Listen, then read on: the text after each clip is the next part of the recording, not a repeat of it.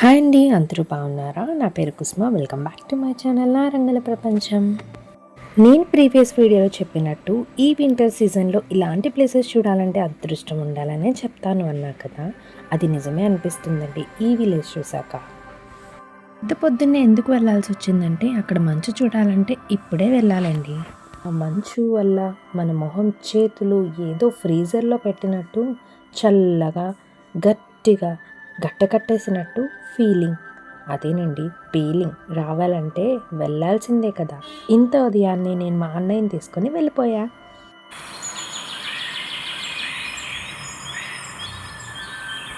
అస్సలే అరకు చూడని నాకు ఇది అరకు ఫ్యామిలీ మెంబర్ ఏమో అనిపించింది. అదేనండి చుట్టాలలాగా ఇక్కడ జీవించే వాళ్ళు మేము వెళ్ళగానే ఆప్యాయంగా పలకరించడమే కాదండి, ముఖపరిచయం లేకపోయినా ఇంత చలిలో వచ్చారు టీ తాగండి అని చేతికి తెచ్చి మరీ ఇచ్చారు. వద్దండి అని చెప్తే ఏమమ్మా మా టీ మీరు తాగకూడదా అని అన్నారు. ఇంత ప్రేమగా పలకరిస్తున్న ఈ ఊరి పేరు సంభవానిపాలెం. ఈ tribal village car shed last bus stop నుంచి బిట్స్ కాలేజ్ రోడ్లోకి వెళ్తే అక్కడి నుంచి left side forest check post వస్తుంది. అది దాటుకొని వెళ్తే మీకు రెల్లి లేక్ అని ఒక లేక్ వస్తుంది. అది దూరం నుంచే చూడండి అండ్ వచ్చిన దారి నుంచే స్ట్రెయిట్గా వెళ్ళిపోతే మనకి ఈ విలేజ్ వచ్చేస్తుంది. ఇక్కడ జీవించే గిరిజనులంతా మన్యం దొర తెగకు చెందినవారు. టీ తెచ్చిచ్చారని చెప్పాను కదా, చూడండి తాగిన తర్వాత ఊదితే నోట్లోంచి పొగలు వస్తున్నాయి, అంత చలి ఉంది ఇక్కడ. మేం వెళ్ళేసరికి కొంతమంది ప్రేమగా పలకరించినా ఇంకొంతమంది వీళ్ళు ఇక్కడికి ఎందుకు వచ్చారు అన్నట్టు చూస్తున్నారు. వాళ్ళు ఎలా చూసినా నాకు వాళ్ళ మొహంలో అమాయకత్వమే కనిపిస్తుంది.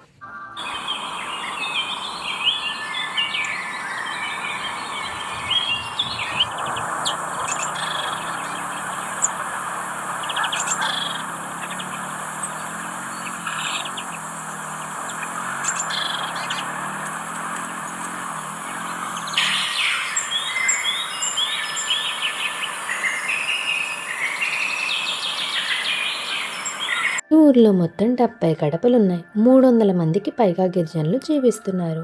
అంతేకాదండి, వీళ్ళతో పాటు కోళ్ళు, కుక్కలు, మేకలు, ఆవులు ఇవి కూడా కలిసిమెలిసి ఒక ఫ్యామిలీ లాగా జీవిస్తున్నారు. నాకైతే ఈ ఊరు చూడగానే చాలా నచ్చింది అండ్ ఇక్కడ వాళ్ళతో మాట్లాడాక ఇంకా నచ్చింది. మీకెలా అనిపించిందో నాకు కింద కామెంట్ చేయడం మర్చిపోకండి. అంతేకాదండి, ఎప్పుడు వీళ్ళని హత్తుకొని ఉన్నట్టు చుట్టూ కొండలు, ఇంకా పక్షులు కిలకిలమంటూ చేసే సౌండ్స్ అన్నీ ఏదో సాంగ్ పాడుతుందేమో అన్నట్టుంది. మేము వెళ్ళిన చాలాసేపటికి మంచు మధ్యలో దాగున్న సూర్యుడు నెమ్మదిగా బయటకు వస్తున్నాడు. రావటమే కాదండి, ఆకులికి పట్టి ఉన్న మంచుని నెమ్మదిగా కరిగించి చినుకుల్లా కింద పడేస్తూనే ఉన్నాడు.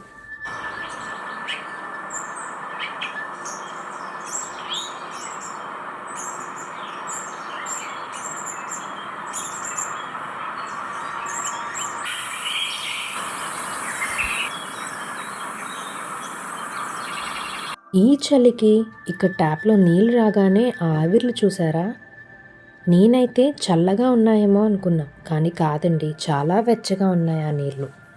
తెల్లవారుజామునే వచ్చే నీటిని పట్టుకొని రోజును మొదలు పెడుతున్నారు. మట్టి పొయ్యిలు వెలిగించి చలి కాచుకోకపోతే ఇక్కడ ఒళ్ళు మొత్తం బిగిసిపోయినట్టు అయిపోతుంది, అంత చల్లగా ఉంటుంది ఇక్కడ.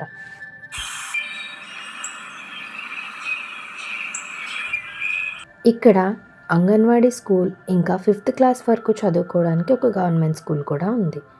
5th తర్వాత చదువుకునే వాళ్ళు సిటీలోకి రాక తప్పదు.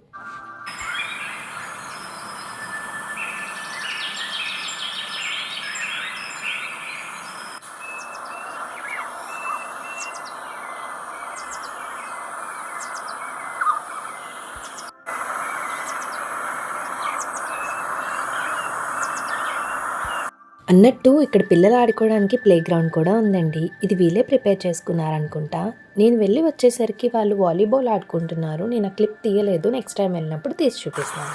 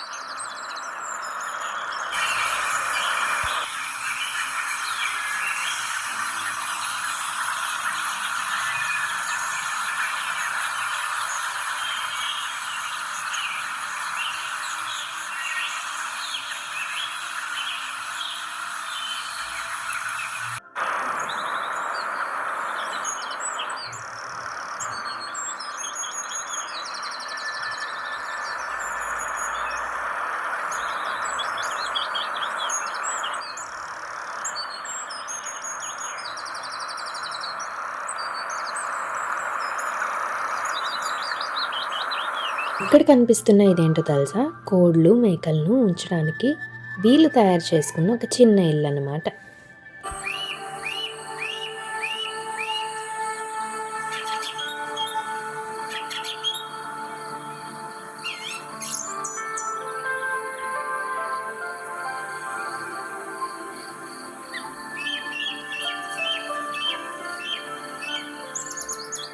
ఇక్కడ జీవించే ఈ గిరిజనులను నిత్యం కాపాడడానికి ఊరు మొదట్లో వినాయకుణ్ణి ప్రతిష్ఠించుకున్నారు. అంతేకాదండి, వీళ్ళు కొలిచే గ్రామ దేవత కూడా ఉన్నారు.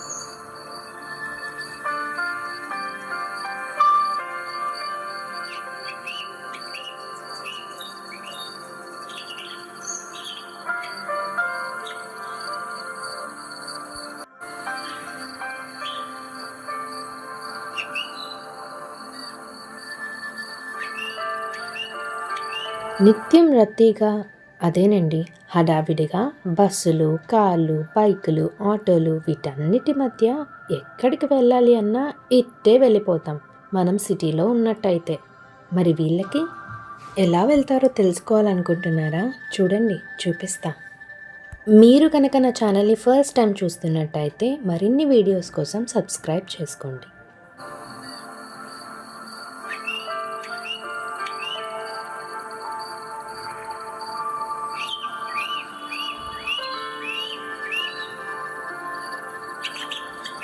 వెళ్ళి చాలాసేపు అయిందని చెప్పాక కదా, కానీ నోట్లోంచి పొగలు రావటం ఆగలేదండి. అంత చల్లగా ఉంది ఇక్కడ. వీళ్ళకి ట్రాన్స్పోర్టేషన్ ఎలా అని చెప్తా అన్నా కదా, ఇక్కడికి వచ్చేది ఒక్క బస్ మాత్రమే. అదిగోండి, అదే ఆ బస్.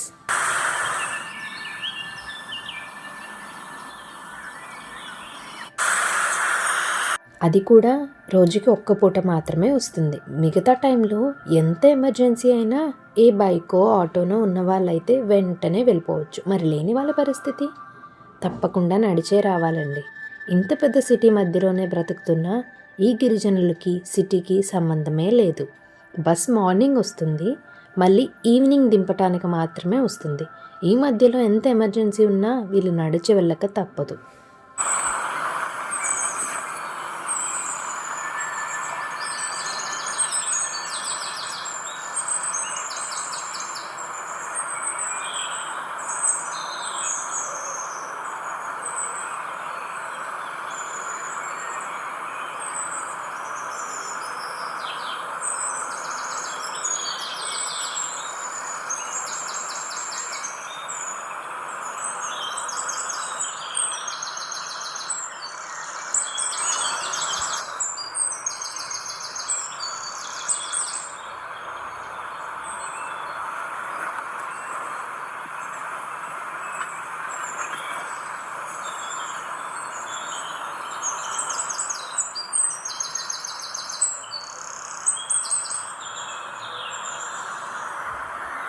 మనకి ఇక్కడ ఫోన్ సిగ్నల్ ఉండదు. ఒకవేళ ఎవరైనా మాట్లాడాలి ఎమర్జెన్సీ అనుకుంటే వీళ్ళకి ఒక వాటర్ ట్యాంక్ ఉంది, ఆ పైకి ఎక్కి మాట్లాడితే కానీ ఫోన్ కలవదు. అండ్ ఇంకొకటి, ఊరు బయటకి అంటే చాలా దూరం నడిచొచ్చాక అక్కడ సిగ్నల్ ఉంటుంది మళ్ళీ.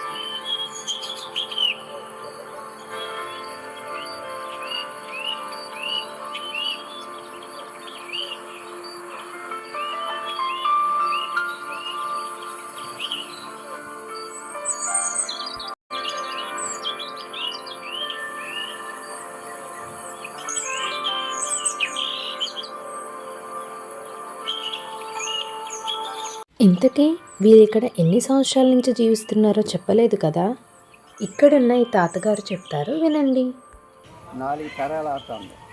విన్నారుగా, 4 తరాల నుంచి ఉంటున్నారంట.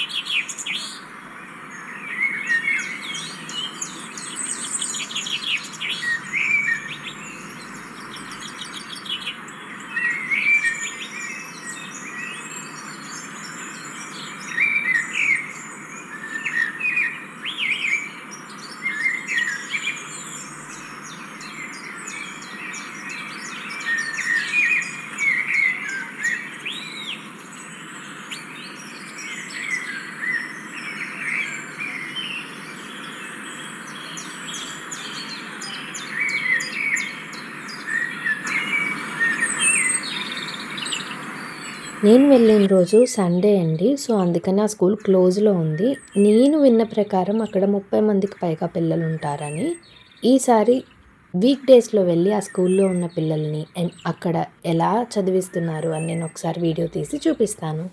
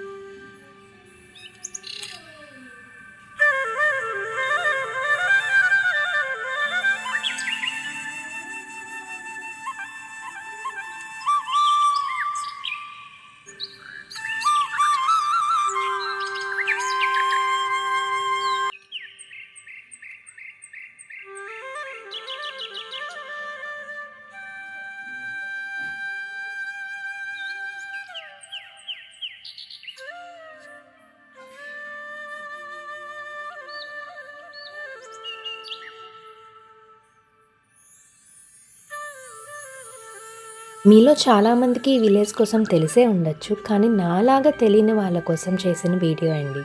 మీకు నచ్చుతుందనే అనుకుంటున్నాను. మీకు నచ్చితే ఒక లైక్ కొట్టండి. ఇంకా మీకు నచ్చితేనే మీ ఫ్రెండ్స్ అండ్ ఫ్యామిలీ మెంబర్స్‌కి షేర్ చేయండి.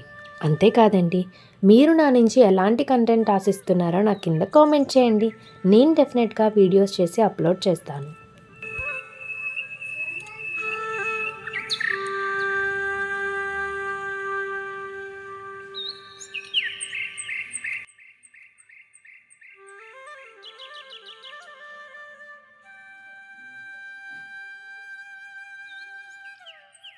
నేను హ్యాపీగా విలేజ్ మొత్తం చూసేసాను కదా! అందుకని తిరిగి ఇంటికి వెళ్ళిపోతున్నాను. ఇంతే కాదండి, మన వీడియో కూడా అయిపోయింది. Thank you so much for watching my video till the end. Subscribe to my channel నా రంగుల ప్రపంచం. అంతవరకు this is Kusuma signing off. See you in the next video.